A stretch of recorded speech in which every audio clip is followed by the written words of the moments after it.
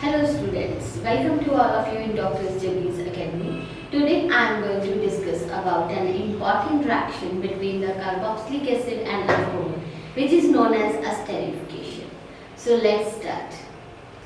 So in this video we will discuss about 5 things. Number 1 is what is an esterification reaction. Second is its mechanism. Third one is order of reactivity of carboxylic acid and alcohol in esterification. Fourth one is why do we get a low yield of the product in esterification. And fifth one is under what condition we will get a high yield of product. So let's start. So what is esterification?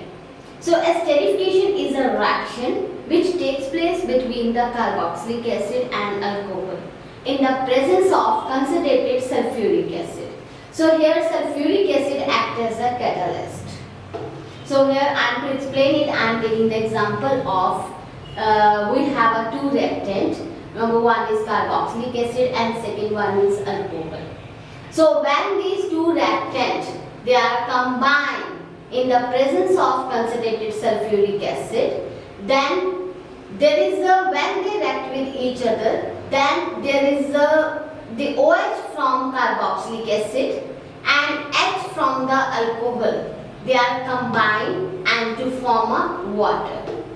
The remaining group from the carboxylic acid, that is RCO, and RO from the alcohol. Both these remaining group they are combined to form a ester. This is RCOOR dash. Which one is the ester? So to explain it, I am taking the example of acetic acid and ethyl alcohol. When these two are react in the presence of concentrated sulfuric acid, then there is OH from the acetic acid and H from the alcohol. They are removed and combined to form the water. And the remaining group is, that is CH3CO, OC2H5. From the different these two acetic acid and carboxylic acid, they are combined to form a ester, which is known as ethyl acetate. So why do we this reaction called as esterification? Since there is a formation of ester as the main product, so therefore this reaction is known as esterification.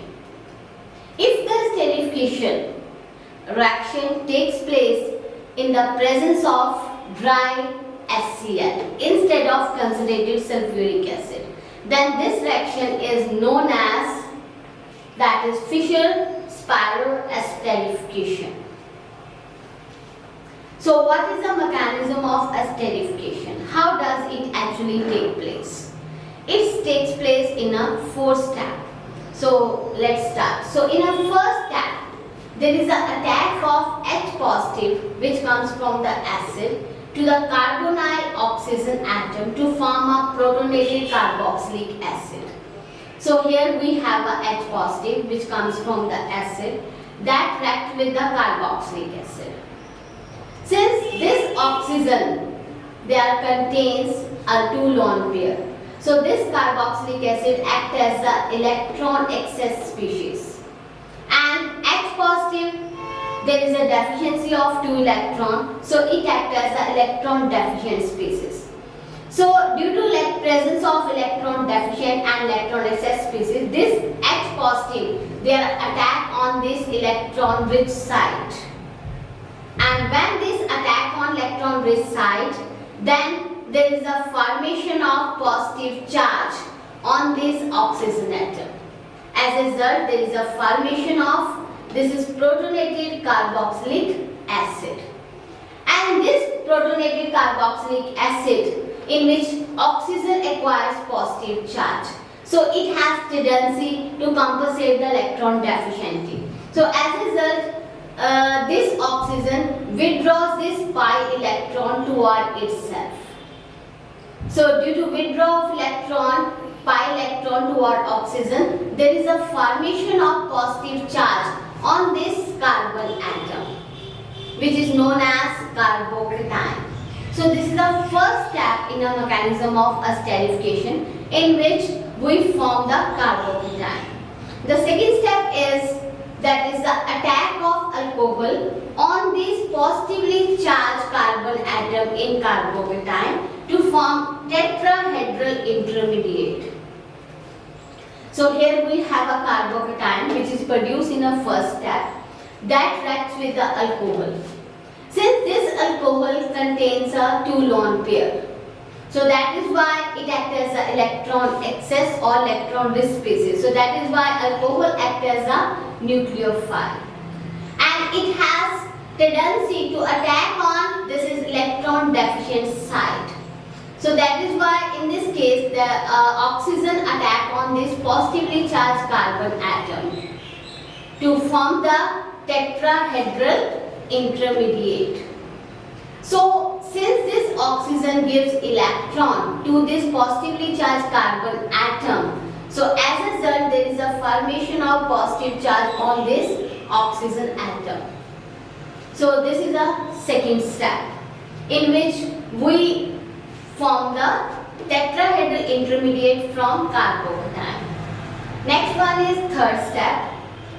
This tetrahedral intermediate which is produced in a second step, they undergo proton transfer to form another tetrahedral intermediate.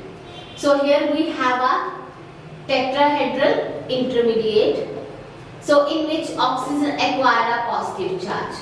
So due to presence of positive charge on this oxygen, oxygen withdraws a sigma electron between O and H toward itself.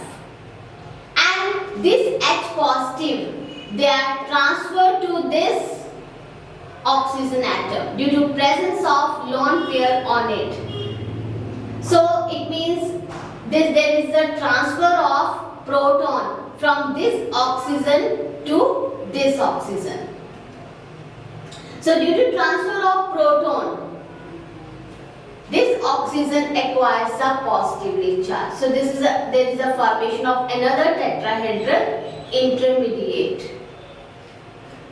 So this tetrahedral intermediate in a fourth step, there is a loss of water from it, and which is followed by the loss of proton to form a ester. So fourth step we have a tetrahedral intermediate in which the oxygen acquire a positive charge. So again due to presence of positive charge, this oxygen there withdraws a sigma electron present between carbon and oxygen toward itself. As a result, this carbon acquires positive charge. So to compensate the electron deficiency, the electron which are present on an oxygen atom, they are moved toward the carbon atom. As a result, there is a formation of positive charge on this oxygen atom. So when there is a shifting of electron, the means shifting of sigma electron or shifting of lone pair, then there is a loss of water molecule from this tetrahedral intermediate, and we get this intermediate another species. Again there is a presence of positive charge. So due to presence of positive charge, this oxygen again withdraw the sigma electron toward itself to lose the proton and to form the final product which is known as ester. So this is a mechanism of esterification which takes place in a fourth step. So next one is the order of reactivity of the carboxylic acid and alcohol in esterification. In esterification, we have main two reactants. Number one is carboxylic acid and second one is alcohol. So we have different carboxylic acid such as the formic acid, acetic acid, this is the propanoic acid, this one is 2-methyl-propanoic acid, this is 2,2-dimethyl-propanoic acid. Whereas we have different alcohol such as the primary alcohol, this is a methyl alcohol, ethyl alcohol, these are the primary alcohol. Second one is this is a isopropyl alcohol, secondary alcohol, and this one is tertiary butyl alcohol, that is tertiary alcohol. So which of the carboxylic acid and which of the alcohol show more reactivity in esterification reaction? So let's start. Let me discuss about this order of reactivity of carboxylic acid and alcohol. So in esterification, that is the attack of alcohol on the positively charged carbon atom of carbocation is the slowest step, which is we also known as rate determined step. So this is a rate determined step. This is the carbocation and we have alcohol. This is the alcohol. They are attack on this positively charged carbon atom to form a tetrahedral intermediate. This reaction is a slow reaction, means rate determined step. It means the rate of esterification. They are depend upon the rate of attack of alcohol on this positively charged carbon atom. So rate of esterification depend upon the rate of attack of alcohol on this positively charged carbon atom. So attack of alcohol on positively charged carbon atom become easier if there is a presence of small size and less number of substituted group around the carboxylic acid and alcohol. So as the size of substituted group around the carboxylic and alcohol increases, then the rate of attack of the alcohol on the positively charged will become more difficult. It means the order of reactivity of the carboxylic acid and alcohol will be less. So the attack of alcohol on positively charged carbon atom become easier if there is a presence of small size and less number of substituted group around the carboxylic acid and alcohol. So we can say that less substituted or least substituted carboxylic acid and alcohol, they show a highest reactivity in esterification. So that is why the order of reactivity of the carboxylic acid is, this is a formic acid, as shows highest reactivity as compared to acetic acid, which is greater than, this is a propanoic acid, greater than 2-methyl propanoic acid and as well as 2,2-dimethyl propanoic acid. Similar in case of alcohol, so we have different alcohol. It means least substituted alcohol show highest reactivity. So we have methyl alcohol, they are more stronger reactive as compared to this. Methyl alcohol is stronger, so higher reactivity as compared to methyl alcohol, which is greater than, this is a isopropyl alcohol, greater than, that is tertiary butyl alcohol. So in a third one is, in this case, in esterification, we get the ester as a main product in a very low yield. So next question is, why do we get product in a low yield? So as we know that esterification is a reversible reaction. Reversible reaction means it takes place in a forward as well as backward reaction. So here we have a esterification reaction. In forward reaction, the carboxylic acid and alcohol, they are combined to form a ester and water. Whereas in backward reaction, ester and water, they are combined to form carboxylic acid and alcohol. So in this case, we get a mixture of, due to reversible nature of this reaction, we get a mixture of product. Means it contains carboxylic acid, alcohol, ester and water. So hence the yield of product is less. So that is why in esterification we get a less yield of main product, which is ester. The next one is, how do we get the high yield of product in esterification? So what are the conditions to get the high yield of ester? So we have a main two conditions to get or to produce the high yield of product. Number one is by using excess carboxylic acid and or alcohol, means by using excess reactant. And second one is by removing the water from the reaction mixture. So next I will discuss that why do we get the high yield of product by using excess reactant or removing water. So this is explained by Le-Chatelier principle. So here we have a esterification reaction which is a reversible in nature. So as we know that in reversible reaction we get a equilibrium state. So since we know that at equilibrium state the concentration of reactant and product remain constant.